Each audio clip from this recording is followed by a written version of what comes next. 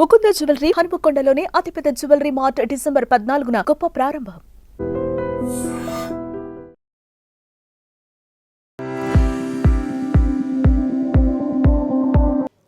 అందరికీ నమస్కారం. నేను మీ ఆయుర్వేద డాక్టర్ చిట్టిపుట్ల మధుసూదన శర్మని. మనం ఈ వీడియోలో మంగు మచ్చల సమస్యకి మహత్తర వైద్యం అనేటువంటి అంశాన్ని గురించి తెలుసుకోబోతున్నాం. మంగు మచ్చలు, ఈ మంగు మచ్చలనే మెలాస్మా అనేటువంటి పేరుతో పిలుస్తూ ఉంటారనమాట. ఈ మంగు మచ్చలు స్త్రీలు పురుషుల్లో ఇద్దరికీ వస్తున్నప్పటికీ స్త్రీలలోనే ఎక్కువగా కనిపిస్తుంటాయి. స్త్రీలలో కూడా 30-40 సంవత్సరాలు దాటినటువంటి వాళ్ళలోనే చాలామందిలో కనిపిస్తుంటాయి. అదేవిధంగా బహిష్టు ఆగిపోయినటువంటి వాళ్ళలో మరీ ఎక్కువగా కనిపించేటువంటి పరిస్థితి ఏర్పడుతూ ఉంటుంది. ఈ మంగు మచ్చలు వచ్చేందుకు కారణాలు ఏంటంటే అతినీల లోహిత కిరణాల ప్రభావం కొంతమందిలో ఉంటుంది. అదేవిధంగా కొంతమందిలో హార్మోన్ల అస్తవ్యస్తత ఉండేటువంటి పరిస్థితి ఏర్పడుతుంది. కొంతమందిలో మానసిక ఒత్తిడి ఏర్పడేటువంటి పరిస్థితి ఉంటుంది. కొంతమందిలో పోషకాహార లోపం వల్ల ఈ సమస్యలు కలుగుతుంటాయి. ఇలా వివిధ రకాలైనటువంటి కారణాల వల్ల ఈ మంగు మచ్చలు కలుగుతుంటాయి అన్నమాట.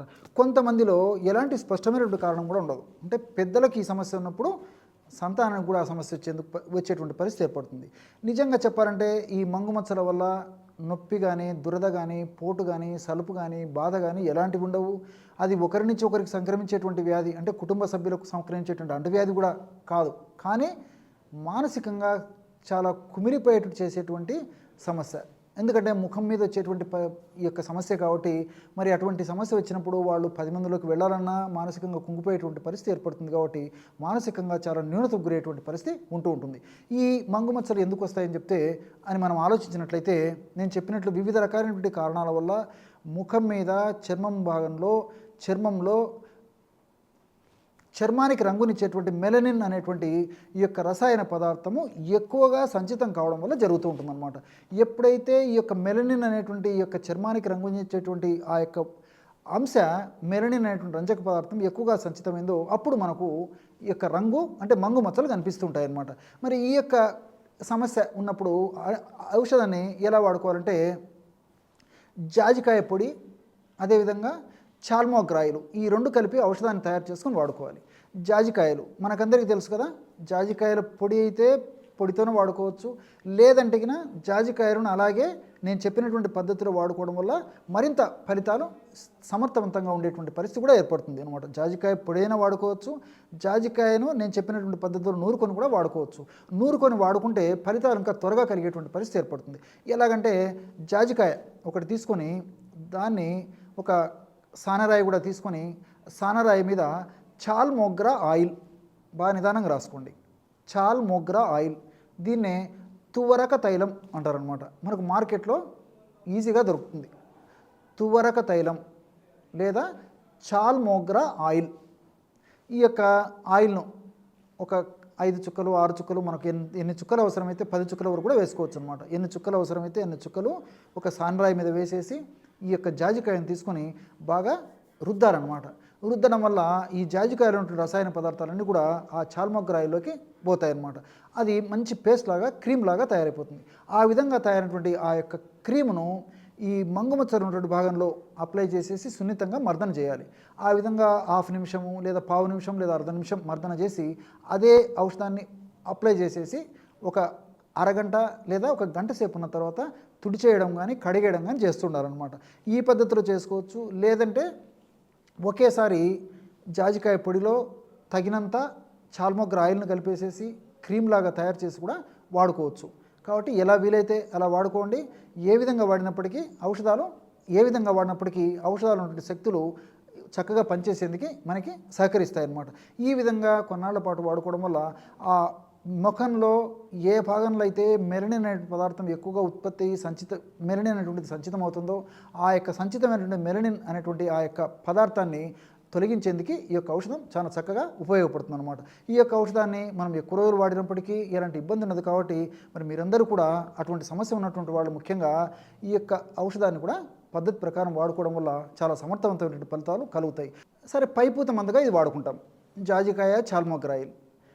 కొంతమందికి సమస్య ఎక్కువగా ఉండి దీర్ఘకాలం పాటు ఉండి చాలా ఇబ్బంది పడేటువంటి పరిస్థితి ఉన్నప్పుడు కడుపులో కూడా కొన్ని రకాలైన ఔషధాలు వాడుకోవడం వల్ల ఫలితాలు మరింత త్వరగా వచ్చేందుకు అవకాశం ఏర్పడేటువంటి పరిస్థితి ఉండడమే కాకుండా మరలా ఈ సమస్య పునరావృతం కాకుండా కూడా ఇప్పుడు మనం చెప్పుకోబోయేటువంటి ఔషధాలు సదా మన దేహంలో ఉంటూ ఔషధ తత్వాలు సదా మన దేహంలో ఉంటూ సదా కాపాడుతూ సదా మనల్ని రక్షిస్తూ ఉంటాయి. మరి ఎలాంటి ఔషధాన్ని వాడుకోవాలంటే ఇవి మనకు మార్కెట్లో దొరుకుతాయి అన్నమాట. ఆ ఔషధం పేరు బాగా నిదానంగా రాసుకోండి. ఖదిరారిష్ట.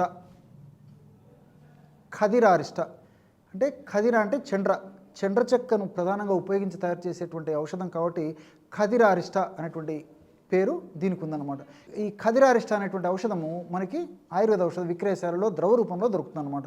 దీన్ని తెచ్చుకొని రోజు ఉదయం ఒక్కసారి రాత్రి ఒక్కసారి ఆహారం తర్వాత 10 ml ఈ యొక్క ఖదిరారిష్ట అనేటువంటి ఔషధాన్ని 10 ml నీటిని చేర్చేసి క్రమం తప్పకుండా సేవించవచ్చు. ఇది 3 మాసాలు సేవించవచ్చు, 6 మాసాలు సేవించవచ్చు. మరి ఎక్కువ రోజులు సేవించినప్పటికీ ఎలాంటి ఇబ్బంది కూడా ఉండదన్నమాట. కాబట్టి ఈ యొక్క ఔషధాన్ని ఈ పద్ధతిలో వాడుకోవడం వల్ల కూడా ఈ ముఖం మీద మెలనిన్ అనేటువంటి రంజక పదార్థము త్వరగా తగ్గేందుకు ఉపయోగపడమే కాకుండా, అంటే ఎక్కడైతే ఎక్కువగా సంచితమైందో ఆ సంచితమైనటువంటి పరిస్థితి త్వరగా తగ్గడమే కాకుండా భవిష్యత్తులో ఈ సమస్య మరలా పునరావృతం కాకుండా కూడా ఇందులో ఉన్నటువంటి రసాయన పదార్థాలు, రసాయన అంశాలు, ఔషధ తత్వాలు చాలా చక్కగా ఉపయోగపడతాయి అన్నమాట. మరి ఈ యొక్క ఔషధం ఇలా వాడుకోవచ్చు. అలా కాకపోతే మరొక ఔషధాన్ని కూడా చెప్తాను చూడండి. ఆ ఔషధం పేరు కూష్మాండ అవలేహ్యం. బాగా నిదానంగా రాసుకోండి. కూష్మాండ అవలేహ్యం. కూష్మాండ అంటే బూడిద గుమ్మడికాయలు. ఈ బూడిద గుమ్మడికాయలు ప్రధానంగా అనుఘటకంగా ప్రధాన వస్తువుగా ఉపయోగించి తయారు చేస్తారు కాబట్టి దానికి ఆ పేరు వచ్చిందనమాట. కూష్మాండ అవలేహ్యం. ఈ కూష్మాండ అవలేహ్యం అనేటువంటి ఈ యొక్క ద్రవ్యము, ఈ యొక్క ఔషధము మనకి లేహ్య రూపంలో దొరుకుతుందన్నమాట. హల్వాలాగా ఉంటుందన్నమాట. దీన్ని మనం తెచ్చుకొని, అంటే ఇది కూడా మనకు మార్కెట్లో దొరుకుతుంది. ఇది తెచ్చుకొని రోజు ఉదయం ఒక్కసారి, అదేవిధంగా రాత్రిపూట మరొకసారి కానీ, లేకపోతే రోజు ఒక్కసారి ఉదయం కానీ రాత్రి కానీ ఏదో ఒక టైంలోనే వాడుకోవచ్చు అనమాట. పరిస్థితిని బట్టి, సమస్య తీవ్రతను బట్టి ఒక్కసారి కానీ 2 సార్లు కానీ పూటకి ఒక టీ స్పూన్ అంటే ఇంచుమించు 5 గ్రాములు లేదా మ్యాక్సిమం 10 గ్రాముల వరకు కూడా వాడుకోవచ్చు.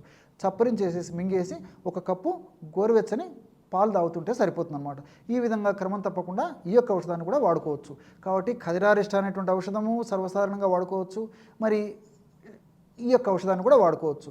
కానీ ఈ కూష్మాండ అవలేహమైనటువంటి ఔషధాన్ని మాత్రం ఎక్కువగా వెయిట్ ఉన్నటువంటి వాళ్ళు కానీ, అదేవిధంగా ఈ కొలెస్ట్రాల్ సమస్య ఉన్నటువంటి వాళ్ళు కానీ, అదేవిధంగా షుగర్ వ్యాధిగ్రస్తులు కానీ ఇలాంటి వాళ్ళు వాడకుండా మిగతా వాళ్ళందరూ వాడుకోవచ్చు.